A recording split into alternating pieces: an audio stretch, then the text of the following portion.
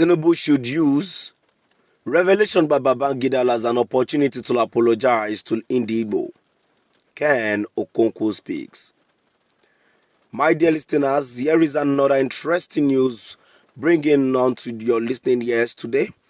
Firstly, good day from wherever you're listening from. Here is Ken Okonkwo, a Nigerian politician and lawyer, says Tinubu should use the medium by which Babangida as an opportunity to apologize to Ndigbo.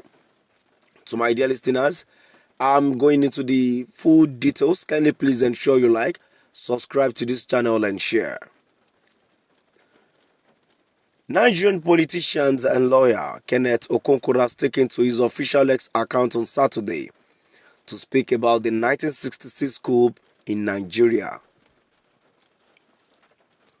His statement came after the former head of state, Ibrahim Babangida, gave an account of the coup in his latest book that he titled A Journey in Service. Okonkwo shared his thoughts following mixed reactions from Nigerians since the book was released. Speaking about the coup, Kenneth Okonkwo stated that it is time for President Bola Ahmed Tinubu to use the revelation made by Babangida to apologize to the Igbo people. He said, what happened in 1966 was not an Igbo coup, but a military coup. According to Kenneth Okonkwo on his official X account, the federal government under Tinubu should use this opportunity of the revelation by IBB to formally apologize to Ndigbo for all the atrocities meted against them in those dark era of Nigeria history and find suitable reparations to compensate Ndigbo. I have always made it clear in my interviews that what happened in 1966 was a military coup, not an Igbo coup. The revenge coup of July 1966, the program, the resultant civil war of 1966 to 1970 against Ndigbo were uncalled for. Ndigbo are agents of development in Nigeria and should be respected and treated as such henceforth.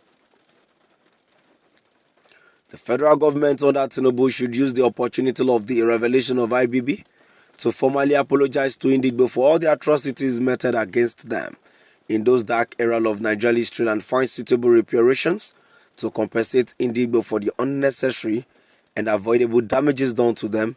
Better late than never. My dear listeners, that is that about that. Moving down to the comment section. Many people have so much expressed their mindset about what Ken Okonkwo said. So the first reactions here state that the attempt by IBB to rewrite history would not succeed. No matter how one looks at it, the 15th January 1966 coup was an Igbo coup agendaed in conception and execution. Can IBB tell the nation where he was on the 15th January 1966? Why did the coup targeted top political and military leaders of northern and western extraction?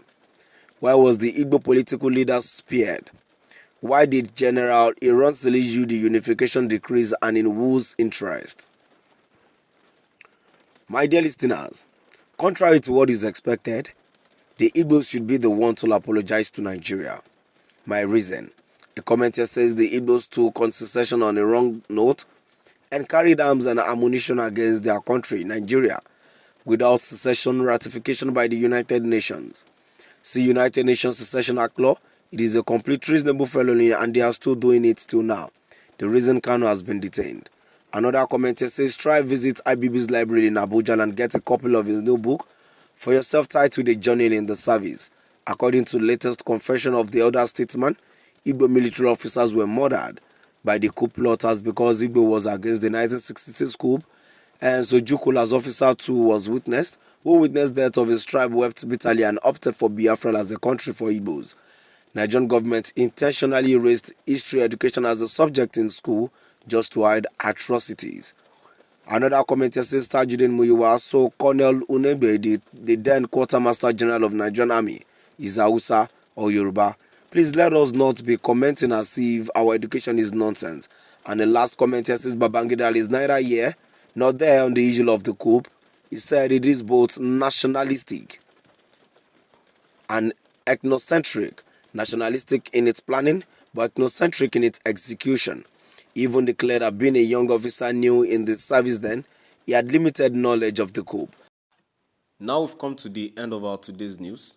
Please do drop by the comment section and let us know what your view is all about. Thank you for listening.